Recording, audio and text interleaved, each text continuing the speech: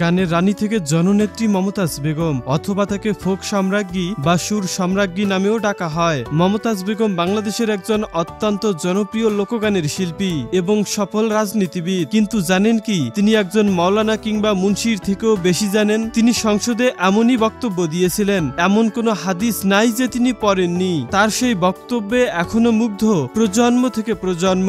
তখন থেকেই তিনি আলোচনা সমালোচনার তুঙ্গে উঠে যান। মমতাজ বেগম তার সঙ্গীত জীবনে বহু পুরস্কার ও সম্মাননা লাভ করেছেন। তিনি দুইবার শ্রেষ্ঠ নারী কণ্ঠশিল্পী হিসাবে জাতীয় চলচ্চিত্র পুরস্কার অর্জন করেছেন। অনেকেই তাকে নিশিরাতের ভোট ডাকাতের এমপিও বলে থাকে। কিশোরী বয়সে মমতাজ বেগম মঞ্চে গান গাওয়া শুরু করেন। তার দীর্ঘ 4 দশকের সঙ্গীত জীবনে 700টিরও বেশি একক অ্যালবাম প্রকাশিত হয়েছে। তার গানগুলো মূলত লোকগান, বাউল গান, বিচ্ছেদ গান এবং মুর্শিদি গান। তবে মমতাজ বেগম সম্পর্কে আপনার যে কোনো মন্তব্য জানাতে পারেন আমাদের